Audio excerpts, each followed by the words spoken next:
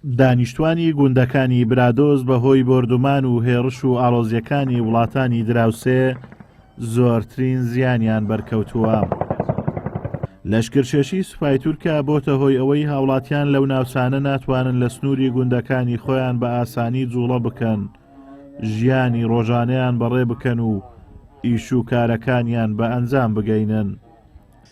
بە حەقیقەتەن بارودۆخی خەڵکی برادۆست زۆر خراپە، زۆرش خراپە لەبەر ئەوەی ئەلانە سوپای تورکیا تقریباً کیلۆمەترێک لە هەندا ئەو گوندانەوەکی گوندی خەلیفان، لێلکان، بەلەسەنان، گوڕەشە، هەرچێرە، سیران چۆلش کرایە تقریباً ئەوە 2 ساڵە لە خۆلەوە لە کابینادانە.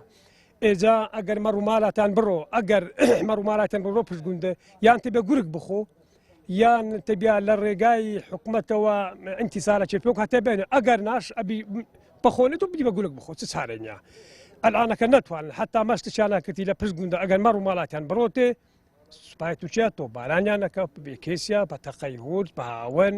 وەڵاهی لە مەترسیدا ژیانیان زۆر باش نییە بەهۆی بردومان گەلێک جارە ئاوارەیە بن مەڕووماڵاتیان بریندارە بی زارە هەیشوان بریندارە بن نەستەمەڕ و شتێ خۆتینەوە هەموو 300 مترێکی لە پشتگوندێوەیە 300 خانە ئەوان هەنا سنووریەکان هەنا لە پشتگوندی خەلیفان.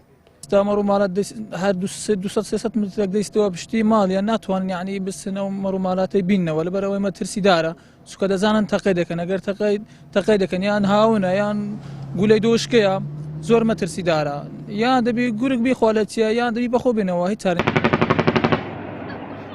ماوەی چەند ساڵێکە ناوچە سنووریەکانی برادۆس وەکو ناوچەی سەربازی لێ هاتووە و شەڕ و ئاژاوا یەخەی خەڵکەکەی گرتووە.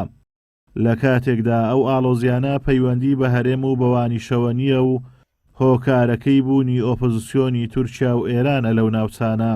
بەدڵنیاییشەوە چەندین جارە شەڕ و ئاژاوەیەکی یەخەی ئەو خەڵکە سەر سنووریە گرتووە کە بە دوور و نزیک پەیوەندی بەوانەوە نەبووە. هەڵە ساڵانی ڕابردوش ئەوانە بوون تا قوربانی ئەو کێشانەی کە لەم سنوور هەبووە. ئێستاش بە هەمان شێوە ئێمە هەوڵ دەرین ینی وەکو ئیدارە وەکو باسم کرد ناوچێکە وەکو ناوچەیەکی سەربازی لێ هاتووە و هێزە کوردیەکانی ئۆپۆزیسیۆنیشی هەردوو وڵاتی ئێران و تورکیاش ئەوێنران کردووە بە پەناگە و لە ئەنجامیش خەڵکێکی زۆر تێدا زەرمەند بووە.